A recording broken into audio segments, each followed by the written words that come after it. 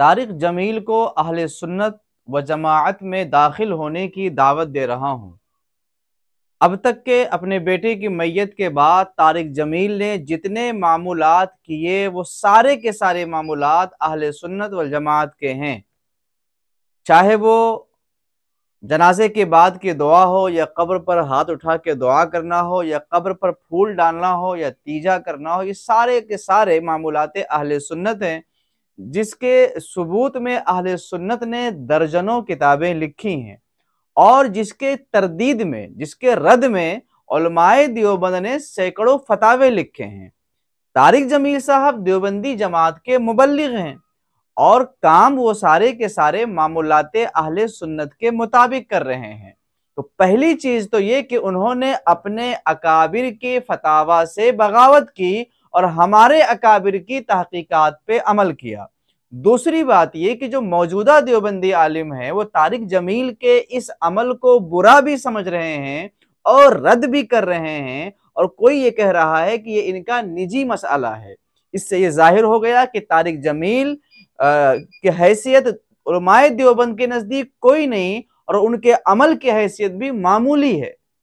اب ظاہر سی بات ہے، طارق جمیل صاحب اگر اپنے ان تمام کاموں کو ثابت کرنا چاہیں تو ان کو اپنی جماعت میں دلائل نہیں مل سکتے۔ اور رشید احمد گنگوہی کے فتاوی سے لے کر آج تک کی تمام تحریریں دیکھ ڈالیں، طارق جمیل صاحب اپنے ان معمولات کو ثابت نہیں کر سکتے۔ بہرحال ان کو اپنے معمولات کو درست ثابت کرنے کے لیے اہل سنت و جماعت، جسے ہمارے دیار میں مسلک اعلیٰ حضرت کہا جاتا ہے، انہی کے دلائل کا سہارا لینا ہوگا اور انہی کی کتابوں کو قبول کرنا ہوگا۔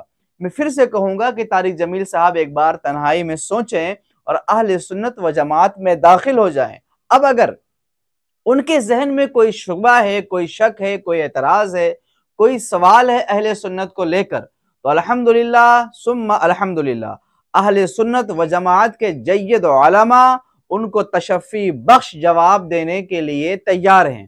وہ مل کر بات کرنا چاہیں تو اس کے لیے بھی تیار ہیں، اور وہ کسی اور ذریعے سے گفتگو کرنا چاہیں اور اپنے شبہات کا ازالہ چاہیں تو ہم اس کے لیے بھی تیار ہیں۔ اور ان کے طارق جمیل صاحب کو مخاطب کر کے میں تمام دیوبندی علماء سے کہتا ہوں کہ چوری چھپے معمولات اہل سنت کرنے کے بجائے کھلم کھلا معمولات اہل سنت کو آپ کیجئے، عقائد اہل سنت کو قبول کر لیجئے۔ جو شبہ ہو، جو شکایتیں ہوں، جو اعتراضات ہوں، وہ اکابر علماء اہل سنت کی بارگاہوں میں پیش کریں، اور جب تک آپ کو تشفی نہ ہو جائے تب تک آپ سوال بھی کرتے رہیں۔ ہم ہر طریقے سے جواب دینے کے لیے تیار ہیں۔ فقیر حسن نوری گونڈوی۔